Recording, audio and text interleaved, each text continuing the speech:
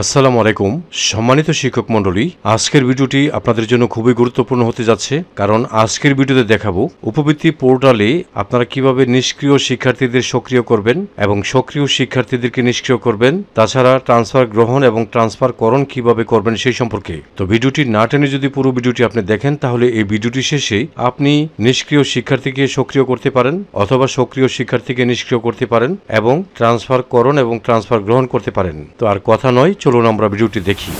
তো আমি সরাসরি উপবৃত্তি পোর্টালে প্রবেশ করে ফেললাম। আপনারা IPEMIS এ আপনাদের মোবাইল নাম্বার, পাসওয়ার্ড এবং ওটিপি দিয়ে যাচাই করে তারপরে লগ ইন করবেন। হ্যাঁ, কারণ সব যদি দেখায় তাহলে ভিডিওটা অনেক বড় হয়ে যাবে। আচ্ছা, আমি প্রথমে দেখাবো কিভাবে নিষ্ক্রিয় শিক্ষার্থীকে সক্রিয় করবেন। তো এই জন্য এই যে দেখেন ড্যাশবোর্ড, ড্যাশবোর্ডের নিচে আপনারা যাবেন বেনিফিশিয়ারি শিক্ষার্থী, ঠিক আছে, এখানে যাবেন। তো আমি এখানে ক্লিক করলাম। ক্লিক করার পরে এখানে দেখেন শিক্ষার্থীর স্ট্যাটাস আপডেট, আপনারা এখানে ক্লিক করবেন।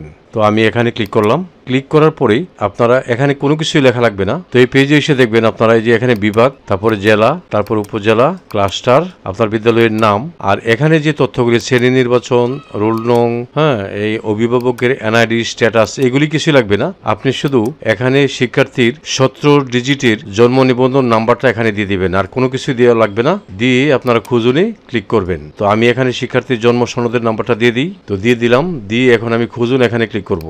হ্যাঁ, খোঁজনে ক্লিক করার পরেই দেখেন নিচে শিক্ষার্থীর এই যে তার প্রতিষ্ঠানের নাম, তার শ্রেণী, রোল, তার নাম, জন্ম সনদ নাম্বার, অভিভাবকের NID, অভিভাবকের নাম, মোবাইল নাম্বার, স্ট্যাটাস দেখেন নিষ্ক্রিয়, কারণ এখানে নাই দেখা যায়। হ্যাঁ, তো যেহেতু স্ট্যাটাসটা নিষ্ক্রিয়, আমি এই শিক্ষার্থীকে সক্রিয় করব। এই জন্য আমি এই যে কলমের মতো আইকন আছে এটাতে ক্লিক করব। তো ক্লিক করলাম। ক্লিক করার পর কিন্তু এখানে শিক্ষার্থীর সকল তথ্য চলে আসছে, তাই না?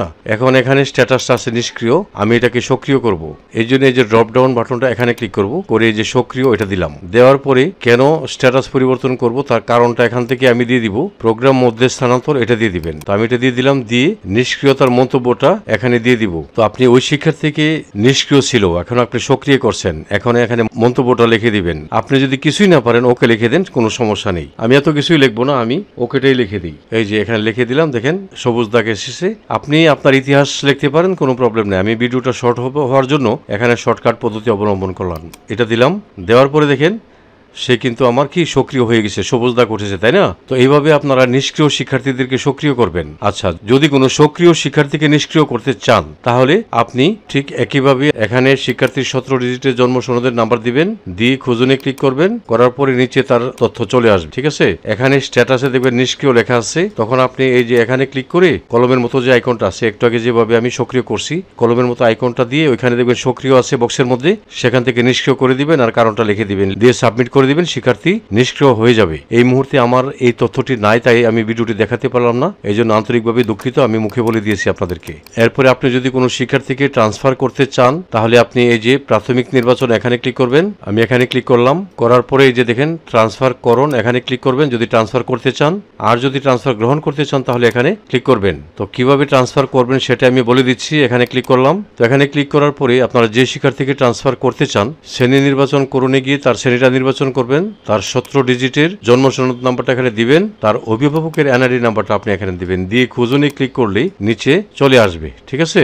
নিচে চলে আসবে। তারপর এখানে লিখবেন স্ট্যাটাস হলো ট্রান্সফার করুন। এখানে কলমের মতো আইকন থাকবে। এই কলমের মতো আইকনে ক্লিক করার পরে কোন স্কুলে স্থানান্তর করতে চান সেই স্কুলের তালিকা কিন্তু আসবে। তো ওই শিক্ষার্থী যে স্কুলে ট্রান্সফার হয়ে গেছে সেই স্কুলটা সিলেক্ট করে দিয়ে সাবমিট করে দিবেন। তারপরে সে ট্রান্সফার হয়ে যাবে। আর যদি ট্রান্সফার গ্রহণ করতে চান, তাহলে যে শিক্ষার্থী ট্রান্সফার গ্রহণ হয়ে আপনার বিদ্যালয়ে আসছে সেই শিক্ষার্থীর জন্ম সনদ নাম্বার দিয়ে আপনি খুঁজুনি ক্লিক করবেন। করলে তার তথ্য নিচে শো করবে। তখন আপনি এখানে কলমের মতো আইকন আছে, এখানে ক্লিক করে তাকে ট্রান্সফার গ্রহণ করে নিলে সে আপনার স্কুলে ট্রান্সফার গ্রহণ হয়ে যাবে। তো এই তথ্যগুলি আসলে আমার কাছে নাই, এই জন্য আমি এটা দেখাতে পারছি না। শুধুমাত্র আমি আজকে দেখাইলাম কিভাবে নিষ্ক্রিয় শিক্ষার্থীকে সক্রিয় করবেন, কারণ সেই তথ্যটা আমার কাছে ছিল, তাই দেখাতে পারছি। আর বাকি যে সিস্টেমগুলি আমি যেভাবে দেখাইছি আপনারা ঠিক সেভাবে করবেন, ইনশাল্লাহ হয়ে যাবে। এরপরও আপনাদের কারো যদি কমেন্টস থাকে আমাকে কমেন্টস বক্সে জানাতে পারেন, বা ফেসবুক পেজে এসেও আমাকে নক করতে পারেন। এই ভিডিওর ডেসক্রিপশন বক্সে আমার ফেসবুক পেজ লিংক আছে, সেখানে ক্লিক করে সরাসরি চলে যাবেন ফেসবুক পেজে।